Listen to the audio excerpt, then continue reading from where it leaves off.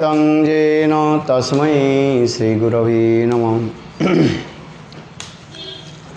गुरवे गौरचंद्राय राधिकायै तदालये कृष्णाय कृष्णभक्ताय तद्भक्ताय नमो नमः। श्रीकृष्ण चैतन्य प्रभु नित्यानंद श्री अद्वैत गदाधर शिवासादि श्री गौरभक्तवृंद। हरे कृष्ण कृष्ण कृष्ण हरे हरे, हरे राम राम राम हरे हरे। श्री श्री माधुर्य कादम्बिनी ग्रंथ कंपोज्ड बाय श्रील विश्वनाथ चक्रवर्ती पाद। विश्वनाथ चक्रवर्ती पाद के प्रणीत ग्रंथ माधुर्य कादम्बिनी हम लोग अष्टम अध्याय को हम लोग अनुशीलन कर रहे हैं। जिस प्रसंग हम कई दिन जावत श्रवण कर रहे हैं, परम महामहोपाध्याय श्रील विश्वनाथ चक्रवर्ती पाद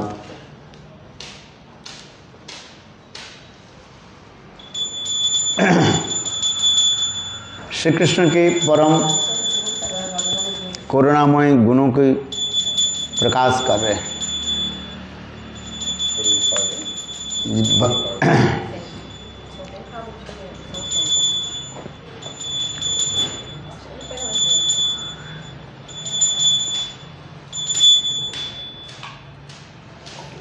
जिससे हम लोग श्रवण कर रहे थे, ये भगवान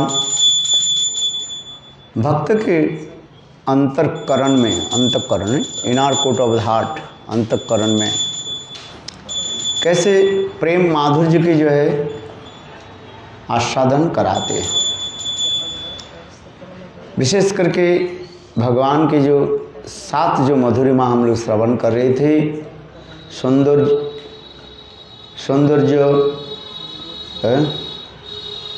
सौरभ सौसर्य सौमाधुर्य सौकुमार सौरस्र और औदार्य और कारुण्य, इसके बारे में हम लोग श्रवण कर रहे थे। अर्थात परम करुणामय भगवान परम उत्कंठित प्रेमी भक्त को दर्शन प्रदान कर अपने सौंदर्य सौरभ सौसर्य सौकुमार्य और सौरस्व, इस 5 प्रकार गुणों के क्रमशः प्रेमी भक्त के नेत्र नासिका कान त्वचा और रसना में तथा अपने औदार्य करुणादि गुणों के प्रेमिक भक्त को मन में आस्वादन कराते हैं।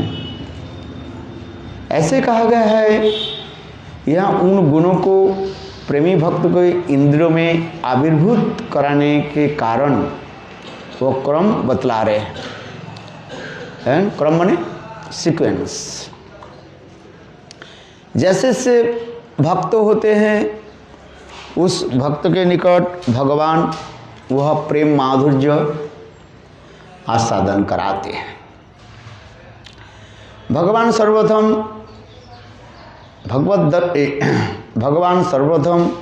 भगवत दर्शन के लिए एक भगवत करें। श्री भगवान जीव प्रेमिक भक्त के नेत्र के सामने अपने अपार मधुर सौंदर्य को प्रकाशित किया करते हैं। करुणामृत सिंधु ताहार तरंग बिंदु एक बिंदु जगत डुबाए। कृष्ण के ऐसे सुंदर रूप माधुर्य है, सुंदर जो रूप जो है, वह रूप माधुर्य की एक बूंद मानो भक्त के नयन गोचर कराते, आंखों की तरफ दर्शन कराते हैं, जिससे देखकर के भक्त मूर्छित हो जाता है। तब भगवान क्या करते हैं, फिर वह भक्त के पुनः मूर्छा भंग करते हैं। जैसे से भक्त होते हैं, दास सख वात्सल्य माधुर्य भक्त होते हैं, उस भक्त की तारतम्य के अनुसार भगवान वह भक्त के साथ वह प्रकार व्यवहार आदि करते हैं। जैसे दास रस के भक्त होते हैं, भगवान शंख चक्र गदा पद्म चतुर्भुज रूप में दर्शन देते हैं और अपने शंख के द्वारा भक्त की अधर में स्पर्श कराते हैं और शंख की, भगवान की हाथों की शंख की स्पर्श प्राप्त करने के साथ ही साथ भक्त चेतनता ज्ञान लाभ करते हैं, संज्ञा लाभ कर लेते हैं और भगवान के पुनः दर्शन करते हैं और दर्शन करके आंखों से आंसू की धारा प्रवाहित करते रहते हैं और भगवान के कहते हैं, क्या मैं ये सपना देख रहा हूँ, ना सत्य है ये तो उस समय भगवान अत्यंत मधुर स्वर से कहते हैं, हे मेरे भक्त, तुमने बहुत दिन तक मेरे लिए त्याग वैराग्य आदि स्वीकार किया, भोजन रहन सहन तुम सब कुछ त्याग देख करके पागल के भांति तुम विचरण कर रहे हो, इसलिए तुम्हारे यह वैराग्य आदि देख करके मेरा हृदय द्रवीभूत हो गया। हे भक्त, मेरी स्वरूप के तुम दर्शन करो। और इस रूप के अमृत सागर के आंखों के सामने उच्छलित होता देखकर उत्कंठित भक्त के निखिल इंद्रिय वृत्तियाँ उस मधुर रूप को दर्शन के लालसा से नेत्र में केंद्रीभूत हो जाती है। अर्थात भगवान वह सुंदर जो इतना मधुर और चमत्कार है कि उसे केवल दो नेत्र के आस्वादन करते नहीं बताता, भक्त समस्त इंद्रिया भी नेत्र भाव को प्राप्त कर उसी सौंदर्य राशि के केंद्रित हो जाती है। उस समय भक्त और कुछ देखना नहीं चाहते हैं, भगवान के इतने सुंदर रूप उनकी आंखों से आ जाता है। जिस प्रकार द्रोणाचार्य ने अर्जुन के कहा है, इस पक्षी के आंखों पर तुम तीर विद्ध करो, और अर्जुन ने एकाग्रता के साथ क्या कि वह पक्षी के जो है आंखों की पुतली पर तीर विद्ध किया, जिस कथा हम सुनाते हैं। ठीक उसी प्रकार भक्त की उस समय भगवान के ऐसे सुंदर रूप माधुर्य देख करके भक्त की आंख कहीं नहीं जाता है, एकमात्र गोविंद की सुंदर रूप माधुरी के दर्शन करते हैं। इस प्रकार भगवान की रूप माधुर्य देख करके पुनः मूर्छित हो जाते हैं। फिर भगवान उस भक्त के पुनः चेतनता कराते हैं, संज्ञा प्रदान करते हैं। भगवान की अंग माधुरी, गंध माधुरी, मधुर और सुरीली वंशी माधुरी और कोमलता माधुरी आदि एक एक माधुरी को आस्वादन करने के लिए भक्त की समस्त इंद्रियां भी उन माधुरियों को ग्रहण करने के लिए केंद्रित हो जाती है। रूप माधुरी, गुण माधुरी, लीला माधुरी, प्रेम माधुरी, ये समस्त मधुरिमा को आस्वादन करने के लिए ऐसे उत्कंठित हो जाते हैं।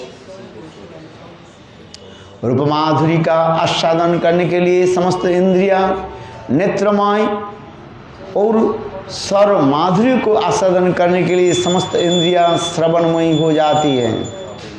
पहले रूप, इसके बाद श्रवण, माने भगवान के ऐसे सुंदर मधुर वचनों की सुनने के लिए उनकी श्रवणेंद्रिय माने कान इतने उत्कंठित होता है? वो वर्णन अवर्णनीय कहा गया है। जैसे भक्ति विनोद ठाकुर भी कह रहे हैं, राधे राधे बोली मुरली डाकिबे मोदिय ईश्वरी नाम, राधे राधे बोली मुरली डाकिबे मोदिय ईश्वरी नाम, चमकी उठिबे के मने राखिब प्राण, चिंतामणिमय राधा कुंड तट ताहे कुंज सत सत, अरे प्रबाल विद्रुम मय तरुलता पर प्रबाल विद्रुम मय तरुलता मुक्ता फले अवनत, मुक्ता फले अवनत। भक्ति विनोद ठाकुर इस कीर्तन में वर्णन करते जा रहे हैं। राधा कुंड की महिमा वर्णन हो रहे हैं, जहाँ पर मुक्ताओं के द्वारा सुसज्जित है, घनीभूत मुक्ता लताओं के द्वारा फलों के द्वारा चिंतामणिमय राधा कुंड तट ताही कुंज सत सत, एक नहीं सैकड़ों कुंज आदि विराजमान है। और फिर कृष्ण क्या करते हैं? बंसी वादन करते हैं। राधे राधे बोली मुरली डाकिबे मदीय ईश्वरी नाम है। यह भक्ति विनोद ठाकुर कमल मंजरी इस भाव में विवाहित होकर के कह रहे हैं, ये कृष्ण वंशी स्वर के द्वारा, ध्वनि के द्वारा जब राधे राधे नाम पुकारे उस समय हृदय कैसे द्रवीभूत होंगे। ये कहते राधे राधे बोली मुरली डाकिबे मदीय ईश्वरी नाम। उसी प्रकार भक्त की सारी इंद्रियां रूप माधुरी का आस्वादन करने के लिए समस्त इंद्रियां नेत्रमय और स्वर माधुरी की आस्वादन करने के लिए समस्त इंद्रियां श्रवणमयी हो जाती है। उस तरह उसका पृथक कोई कार्य व्यवहार नहीं रह जाता। करुणामय श्री भगवान अपने समस्त माधुर्य को भक्त को दान करके उसे कृतार्थ कर देते हैं। प्रत्येक भाव को भक्त के लिए ही वे उसी प्रकार भाव अनुकूल माधुर्य आस्वादन कराकर उसकी तीव्र उत्कंठा को पूर्ण करते हैं। अनंत और प्रेमी भक्त के चतुर्थ मूर्छा को प्रारंभ में भगवान अपने अधर का सौरस्य नामक पांचवा माधुर्य प्रकट करते हैं। यह भक्त की रसेंद्रिय के द्वारा ग्राह्य है। उस माधुर्य के प्रकार से भगवान केवल प्रेयसी भगवान भाव वाले भक्त को अभिष्ट अनुसार ही करते हैं। भगवान जो अपने रसनेन्द्रिय के द्वारा भक्त के जो आस्वादन कराते हैं, ये माधुर्य रस भक्त वाले होते हैं। दास्य सख वात्सल आदि तक आगे चलते हैं, किंतु जब माधुर्य भक्त के होते हैं तब वो माधुर्य भक्त के निकट रसेंद्रिय रसना अपने उच्छिष्ट आदि प्रदान करते हैं। रसना जी हाँ, माधुर्य प्रकाश श्री भगवान केवल प्रेयसी भाव वाले भक्त को अभिष्ट अनुसार ही करते हैं, अन्यत्र कहीं भी इसका प्रकाश नहीं करते। पहले भावों की अपेक्षा इस अवस्था में होने वाली मूर्छा अत्यंत प्रगाढ़ता को प्राप्त कराते हैं और भक्त को अन्य किसी भी प्रकार से चेतन करने में मानो श्री भगवान असमर्थ हो जाते हैं। इसलिए अपने छठी माधुर्य उदारता प्रकाश करते हैं। भगवान की रसनेन्द्रिय, रसना में जी हाँ है, अर्थात आलिंगन चुंबन आदि होते हैं। वात्सल्य और माधुर्य रस में आलिंगन चुंबन आदि की दिखा गया है। वात्सल्य और माधुर्य रस में आलिंगन और चुंबन की दिखा गया है। उस समय भक्त भगवान की रसनेन्द्रिय है, होठों की चुंबन आस्वादन करके अहो अपने की स्थिर रख नहीं पाते। जैसे माँ जैसे अपने छोटे बालक के आलिंगन चुंबन आदि करते हैं, करते हो छोटे बच्चे के हैं, नचाते नचाते फिर उनकी आलिंगन चुंबन आदि करते हैं। कहाँ कहाँ करते हो? हाँ, तीनों स्थान पर करते हो। एक पहले करते हैं गालों पर है, कभी मस्तक पर भी करते हैं, आज समझे। फिर होठों पर करते हैं, फिर नाभि देश में भी करते हैं कि बालक उसमें आनंद लेते हैं, हा हा करके हंसते हैं। ठीक उसी प्रकार श्री भगवान ऐसे वात्सल्य और माधुर्य रस भक्त के निकट, प्रेयसी भक्त के निकट आलिंगन चुंबन आदि करते हैं। तब उस समय भक्त प्रेम में इतने अधीर हो उठते हैं और स्वयं मूर्छित हो जाते हैं। सौंदर्य आदि समस्त गुणों को माधुर्य के प्रेमी भक्त के नेत्र आदि समस्त इंद्रिया समक्ष एक ही साथ बलपूर्वक विस्तार करता है, उसके औदार्य कहते हैं। फिर भगवान उस भक्तों के क्या करते हैं? औदार्य रूपी मधुरिमा को प्रकाश करते हैं। औदार्य किसको कहते हैं? एक ही साथ में सौंदर्य, सौरस्य, सौरभ समस्त प्रकार के भावों के एक ही साथ में प्रकाशित कर देते हैं। और उसी की कहा जाता है औदार्य कहा जाता है।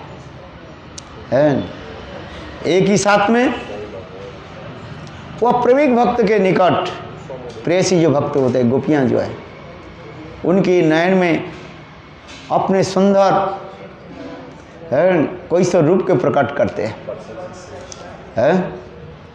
कैसे रूप के प्रकट करते। कामदेव के जो, जिसे काम गायत्री मंत्र में जो है, वृंदावने अपरागित नवीन मदन काम गायत्री काम विजय जारूपासन है। काम देवा विद्महे, साक्षात अपरागित कामदेव के रूप में वह प्रेयसी भक्त के निकट प्रकाश करते हैं, जिसके उनके इंद्रिय आदि चक्षु कर्ण नासिका आदि इतने सुंदर होता है, भक्त देख करके प्रेम में डूब जाते हैं। मानो अपराकित दिव्य काम में अपने के धैर्य धारण कर नहीं पाते हैं। ये केवल प्रेयसी भक्त के निकट है, विशेष करके राधा आदि गोपियों के निकट ये स्वरूप प्रकाश कराते हैं। ये लिखते श्याम रमा रमणम सुंदरता वरिष्ठ सौंदर्य मोहित समस्त जगत जनस्य श्यामस्य वामबद्धतनं कदाहं ताम इंद्रिय भरम भम। प्रभु गोस्वामी पाद वर्णन करते जाने। उस समय राधादि गोपियां भी कृष्ण के ऐसे सुकुमार रूप दर्शन करके वो भी अपने स्वरूप को प्रकाश करते हैं। भक्त जैसे जैसे होते हैं, भगवान भी ऐसे रूप प्रकाश करते हैं। ये अचिंत्य शक्ति है। आसन गोपियां भी उसी प्रकार 16 वर्षीय है स्त्रियों के भांति अपने रूप यौवन संपन्न होकर के प्रकाश करते हैं। 16 वर्षीय समझते हो? 16 years old, very nice, beautiful and attractive। उस समय वह गोपियों की चरण कमल की नख चंद्रमा से लेकर के मस्तक की केश कलाप इतने सुंदर हो जाते हैं और कृष्ण वह रूप के देख करके भी आनंदित हो जाते हैं।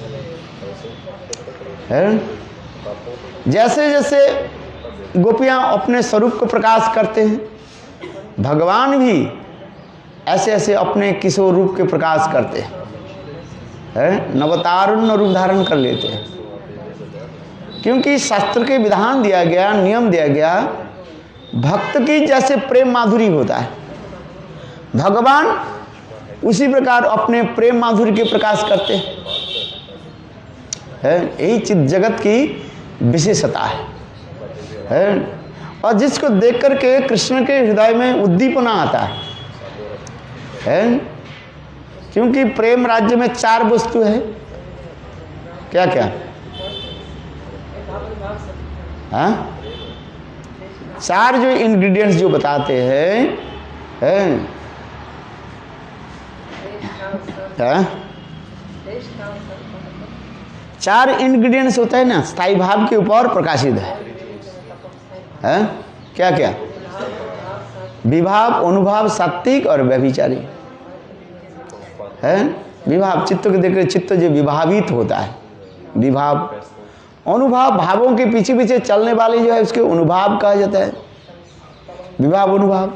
सात्विक चित्त में 8 प्रकार के जो रोमांच, कंपाश्रु आदि है, पसीना निकलना, रोमांच है, शरीर के बाल आदि जो है वो खड़े हो जाना, आंखों से आंसू की धारा प्रवाहित होना, रोमांच, कंपाश्रु, शरीर कभी कांपते हैं, ये समस्त कहा जाता है अष्टसात्विक विकार। और विभाव, अनुभाव, सात्विक, व्यभिचारी व संचारी भाव, स्थायी भाव के वृद्धि करने के लिए जो 33 प्रकार के क्रिया आदि दिखाई पड़ता है। इसके अभाव विभाव 2 प्रकार, आलंबन और उद्दीपन। आलंबन और भी 2 प्रकार, एक विषय आलंबन और एक आश्रय आलंबन। और उद्दीपन जिसको देख के हृदय में जो अनेक प्रकार क्रिया आदि हो जाता है, उद्दीपन कराते हैं, स्टिमुलेट करते रहते हैं हृदय को, हैं? इसलिए कह रहे हैं जी भगवान भक्त के प्रेम माधुरी देख करके भगवान भी उसी प्रकार अपने स्वरूप को प्रकाश करते रहते हैं। क्योंकि भगवान स्वतंत्र स्वेच्छामय है। वो भक्त जैसे होते हैं ऐसे भक्त के निकट भगवान वो स्वरूप प्रकाश करते हैं। गोपियां भी राधा आदि गोपियां कृष्ण की भी भाव माधुरी जान करके वह क्रिया आदि करते रहते हैं। जैसे कह रहे हैं मद मदादि यौवनी प्रमोदमान मंडिते प्रियानुराग रंजिते कला विलास पंडिते अनन्न धन्न कुंज राज्य काम केलिको विदे कदा करी सस्यमं कृपा कटाक्ष भाजनम। अनंत कोटि विष्णु लोक नम्र पद्मजार्चिते हिमाद्रिजा पुलो मजा विरिंचजा बराप्रदे अपार सिद्धि रिद्धि सिद्धि सत्पदांगुली नखे कदा करी सस्यमं कृपा कटाक्ष भाजनम। मद मदादि यौवने प्रमोदमान मंडिते प्रियानुराग रंजिते कला विलास पंडिते अनन्न धन्न कुंज राज्य काम केली कोविदे कदा करी सस्यमं कृपा कटाक्ष भाजनम। श्रीमती राधा जी की गुणों की वर्णन हो रहे। मद मदादि यौवने उन्मत्त होकर के रहती है, बस परवाह नहीं करते। जैसे हस्ती शावक हैं, हस्ती शावक समझते हो हैं? Arson and baby and elephant and हस्ती शावक जैसे फुदकता रहता है, निडोर होकर के जैसे फुदकता रहता है, फुदकते समय तो घूमता रहता है, दौड़ता रहता है। उसी प्रकार ये समस्त गोपियाँ, राधा आदि गोपियाँ यौवन में फुदकता रहता है, निडोर होकर के, भाई नहीं, निर्भर होकर के बस चलते रहते। इसलिए मद मदादि यौवने है। जिस प्रकार बरसात के समय नदी जैसे भर जाता है, पानी के द्वारा भर जाता है और दोनों कुल के दोनों तीर को जैसे उछालने वाले होता है, छलांग लगाता है? और उस समय नदी में यदि तरंग आ जाए और कभी कभी वह नदी के दोनों तट को क्या करते हैं, उछाल करके चले जाते हैं। उसी प्रकार मानो गोपियां अपने यौवन रूपी नदी में मदमत्त हो जाते हैं। बस जिसको देख करके कृष्ण आनंदित होते हैं। एकदम मद मदादि यौवने प्रमोदमान मंडिते प्रियानुराग रंजिते, अपने प्रियाओं के साथ, सखियों के साथ कैसे सुंदर वचन भंगी आदि प्रकाश करते हैं। तिरछी नजरों के द्वारा श्याम सुंदर के जो है चितवन को जो है लुभाते रहते हैं। टेढ़ी नजरों के द्वारा दूर से कृष्ण के चितवन को क्या करते हैं, नचाते रहते हैं। बात नहीं करते किंतु दूर से ऐसे तिरछी नजरों के द्वारा गोविंद के हृदय को आकर्षित करते रहते हैं। मदमदादि यौवने प्रमोदमान मंडिते प्रियानुराग रंजिते कलाविलास पंडिते, अनेक प्रकार प्रेम की कला प्रकाश करते रहते, कलाविलास पंडिते मदमदादि यौवने प्रमोदमान मंडिते प्रियानुराग रंजिते कलाविलास पंडिते अनन्न धन कुंज राज्य काम के लिए कोविद, समस्त प्रकार प्रेम के कविद माने ज्ञाता है। किस प्रकार श्रीपिंच मौली कृष्ण के कैसे नचाना है, कभी मानों के द्वारा, कभी वचन भंगी के द्वारा, कभी टेढ़े नजरों के द्वारा, अनेकों प्रकार वचन भंगी के द्वारा कृष्ण के क्या करते हैं, नचाते रहते हैं। इसलिए कहते मद मदादि यौवने प्रमोदमान मंडिते प्रियानुराग रंजिते कलाविलास पंडिते अनन्न धन कुंज राज्य काम के लिए कवि दे कदा करी सस्य मांग कृपा कटाक्ष भाजनम। इसे कहते हैं सौंदर्य आदि समस्त गुणों को, माधुर्य को, प्रेम भक्त की नेत्र आदि समस्त इंद्रियों के समक्ष एक ही साथ बलपूर्वक वितरण करना ही औदार्य कहलाता है। एक ही साथ में समस्त भावों की प्रकाश कर देते हैं। उस समय भगवान के इंगित को समझकर प्रेम भी अधिक रूप में बढ़ जाता है और भक्त की भावना को, उत्कंठा को बढ़ाकर स्वयं ही चंद्रभाव ग्रहण कर लेता है और एक ही साथ आनंद सागर में सैकड़ों तरंग के प्रकटित कर भक्त के अंतकरण का अत्यधिक मंथन करते लगता है। जिस प्रकार समुद्र में, विशाल समुद्र है, अथाह जलराशि है और उसमें हवा चलती है, तो उस समय क्या होते हैं, बड़े बड़े तरंग आदि, तरंग समझ लो है, वेव्स, बड़े बड़े तरंग आदि उड़ते रहते हैं। उसमें वो तरंग आदि कैसे होते हैं?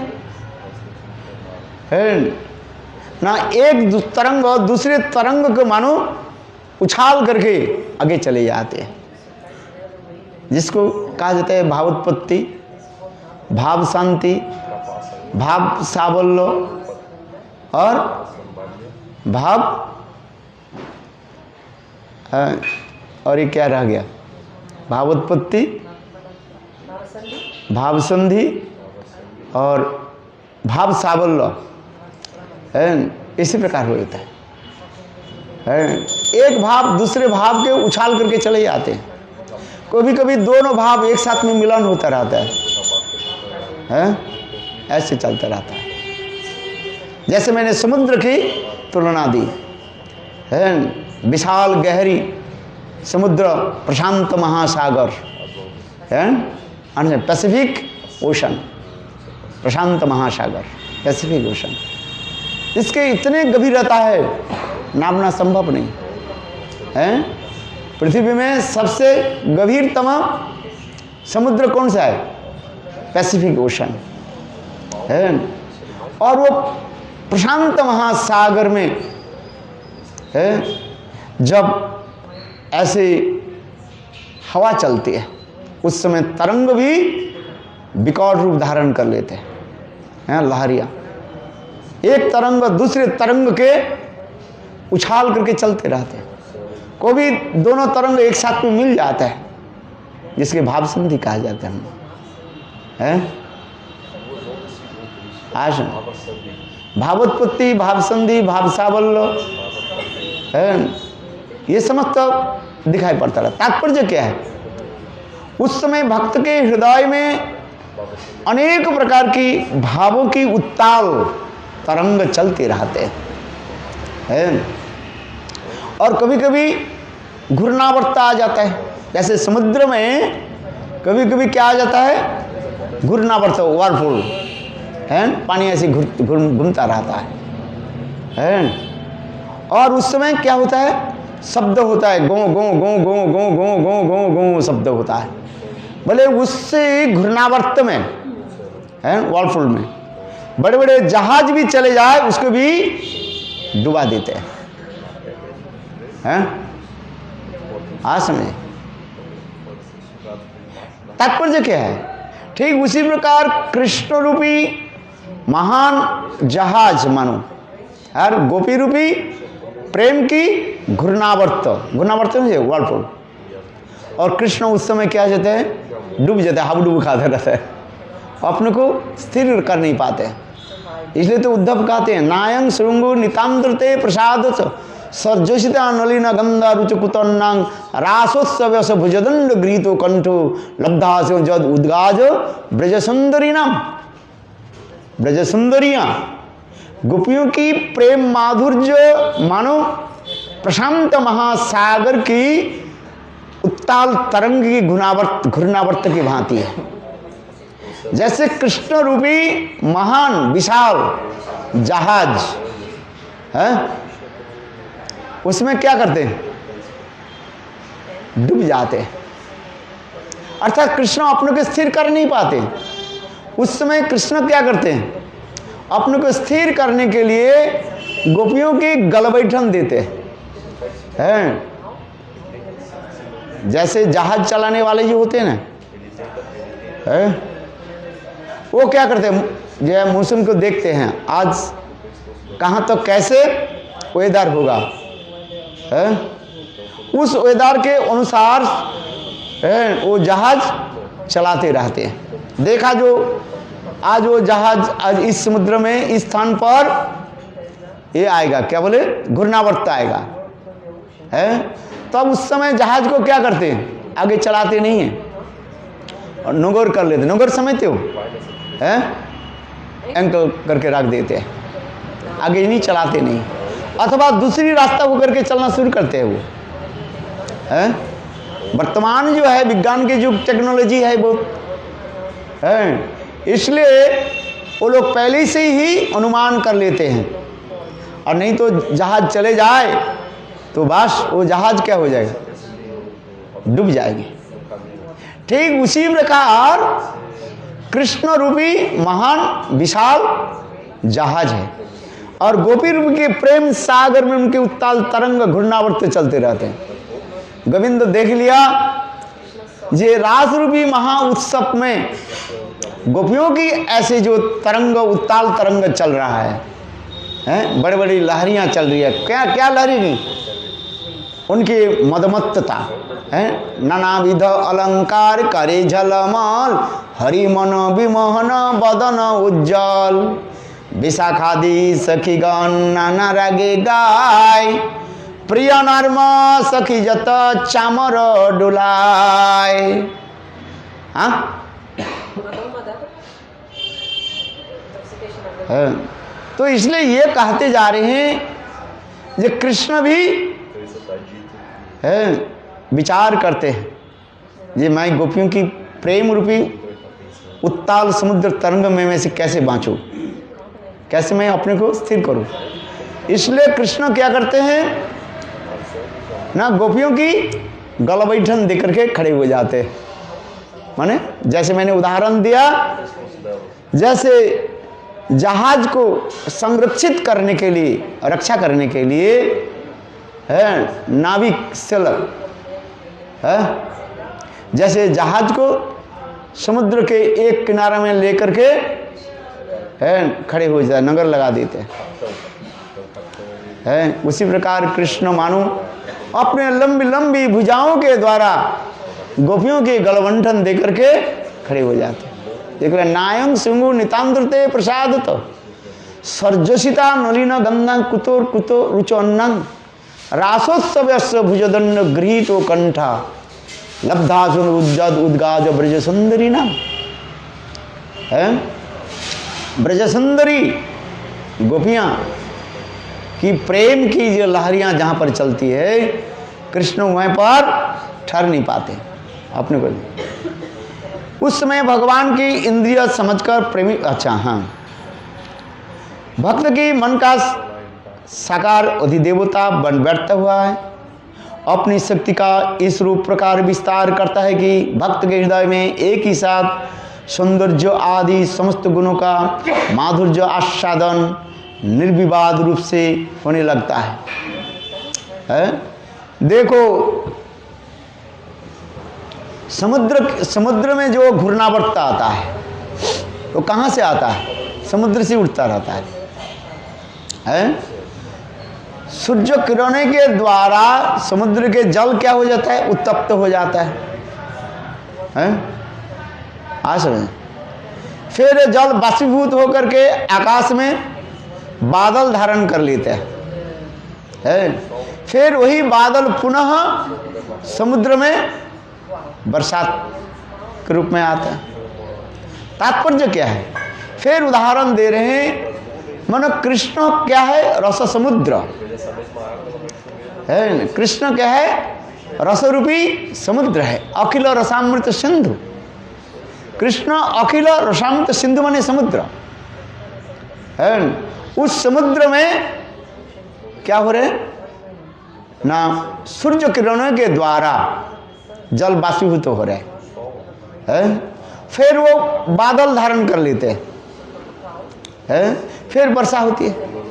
अर्थात कृष्ण स्वयं अपने रूप माधुर्य आदि को प्रकाश करके ऐसे प्रेमिक भक्त को उन्मत्त करा देते हैं। उन्मत्त करा करके फिर स्वयं ही बेचैन हो जाते हैं। जैसे उदाहरण दिया जाता है, जैसे सपेरा है ना, स्नेक चार्मर। सपेरा क्या करते हैं? बहुत तीक्ष्ण विषधर सर्प को क्या करते हैं? मंत्र के द्वारा वशीभूत कर लेते हैं, और मंत्र के द्वारा वशीभूत करके उसको क्या करते हैं? नचाते हैं, नचाते हैं। किंतु कभी कभी वह सर्प स्नेक है, और नाचते नाचते इतना वो उन्मत्त हो जाता है, वही सपेरा को क्या करता है? काटता रहता है। देखेंगे ना, क्योंकि वो सर्प जो है भूल जाते हैं सब कुछ। तात्पर्य क्या है? कृष्ण गोपियों की प्रेम माधुर्य को प्रकट कराया अपने सौंदर्य माधुर्य आदि के द्वारा, वेणुध्वनि आदि के द्वारा, और गोपियां उसी प्रकार क्या हो जाते हैं? उन्मत्त हो जाती है। जब गोपियां उन्मत्त हो जाती हैं, कृष्ण स्वयं क्या होता है? अनबैलेंस हो जाते हैं। अनबैलेंस समझते हो? अपने को स्थिर रख नहीं पाते। प्रेम उत्पन्न किसने कराया? कृष्ण ने। क्यों? कृष्ण विषय विग्रह है, source of all prem, object the divine love. प्रेम के उत्पत्ति तो वहीं पर हो रहा है,